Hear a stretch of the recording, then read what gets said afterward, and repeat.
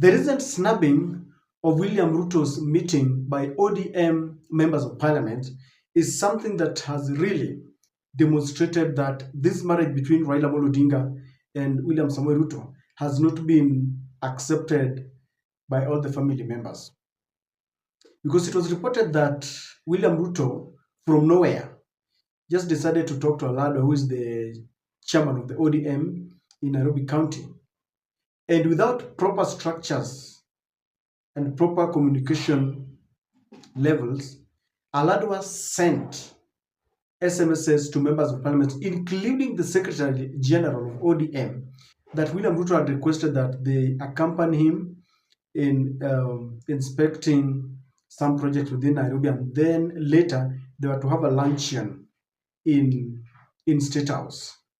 As it went, it is only Beatrice Alachi, Jalango, Aladwa, and there were just a few members who from the ODM who attended Ruto's occasion.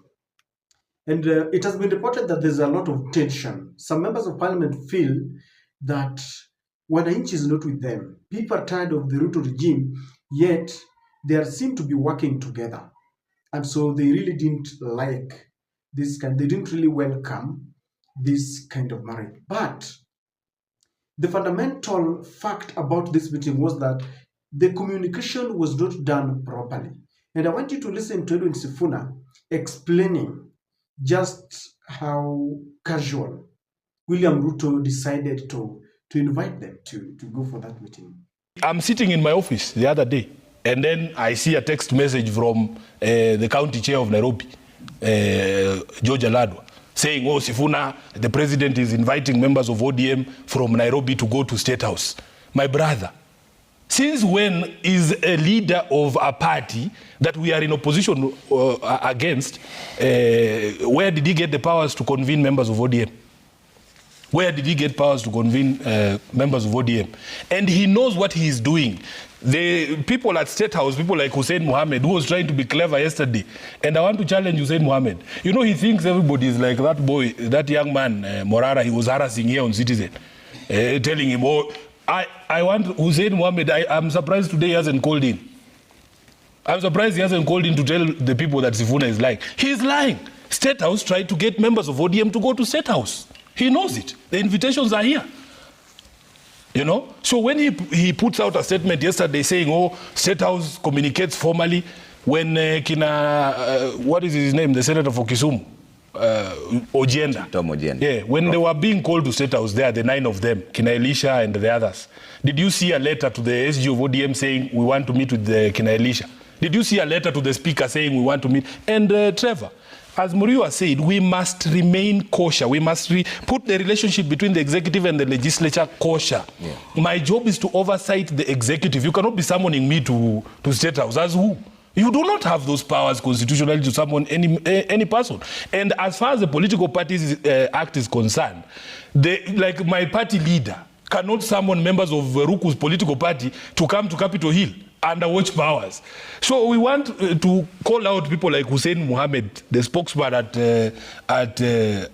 State House. My friend Hussein, you and me know each other from a long time. I am not that young man you are harassing on Citizen. So don't tell lies, because I have the evidence. Okay.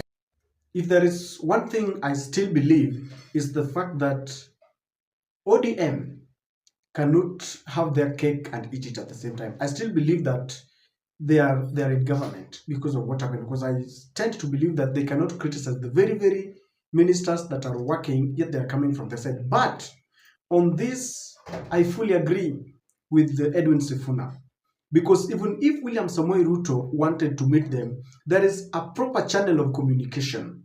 You cannot just pounce on make some clandestine arrangements with Aladwa, and then Aladwa sends SMSs. That is very casual. And that's what I'm telling you, that on this, I agree with Edwin Sifuna. So that is disrespect. Disrespect in this manner. ODM recently made changes and they replaced on interim basis Raila Amolo Odinga. They gave our good Professor Nyongo the leadership of ODM. And so if William Ruto wanted to meet certain ODM members, at least the ODM leader would have known. We have Edwin Sifuna, who is the Secretary General, and it's not very far. He's the current Nairobi Senator.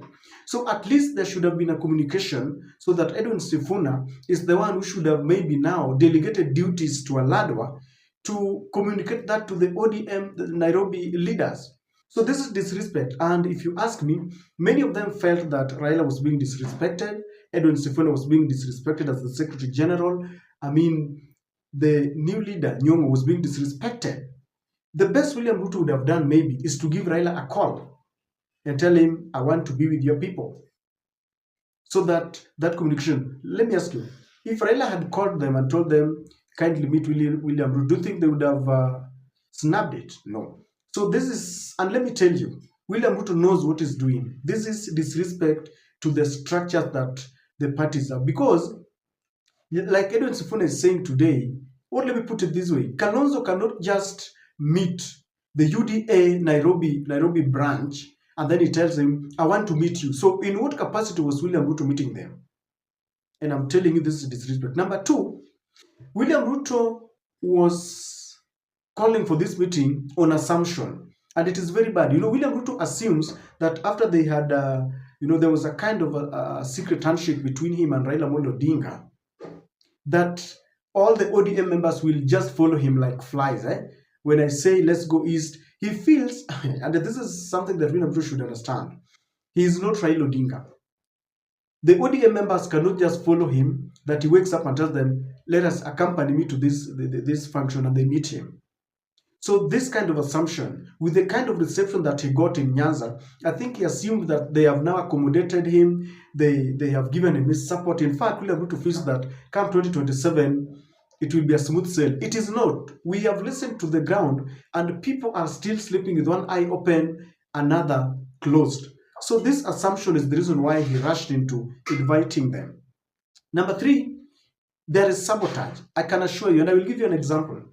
When William Ruto joined hands with Musalia Mudavadi, he sponsored a candidate in Mudavadi's constituency, UDA, and Mudavadi was crying out, once we're in a coalition, a kind of arrangement, you should respect my area, my stronghold. Recently, William Ruto sponsored a candidate to run against Moses Wetangula's candidate when Wetangula became a speaker of the National Assembly.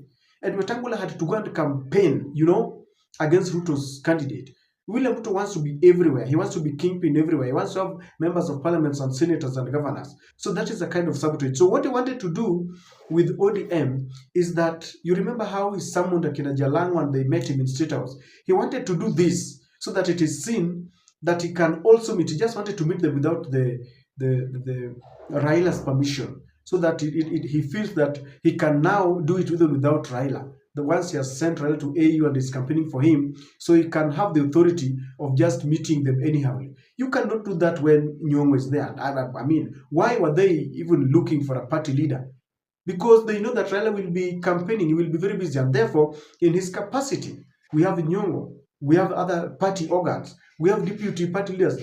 Did Oparanya, or let me just, not Oparanya, but let me say of maybe somebody like Simbarati, was he aware? So this is sabotage. And if you're not careful, once William Ruto would have succeeded in summoning the members of parliament without party structures, the proper communication structures, the next would have seen him summoning all the ODM members from Nyanza or from Coast. And I want to believe that they responded well. They showed him, you are not Raila. You cannot summon us the way you want. Number three, he was testing waters. Can I call them in the absence of Raila Amolo Odinga? I got a very warm reception in Nyanza. Now that they know that we're working together, they have given me, ministers. Can I just summon them like that? He was testing waters so that from there, he knows how he was going to, he knows how he is going to handle them further. Because I know he's been, receiving a lot of intelligence report about this, and he felt, let me just test. And I think he wanted the result, and he got that result.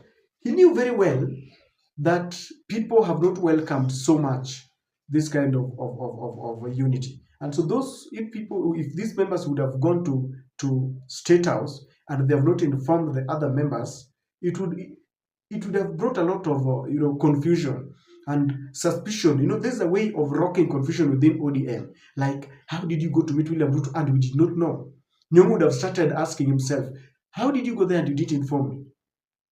If all of them had gone except the Secretary General, he would have asked, then why did you go without informing me? And then the next thing you'd have seen is that they start accusing each other. Maybe Nyongo knew and I did not know. Maybe there's a kind of confusion that he wanted to create. And maybe the last one, he wanted to take that political mileage.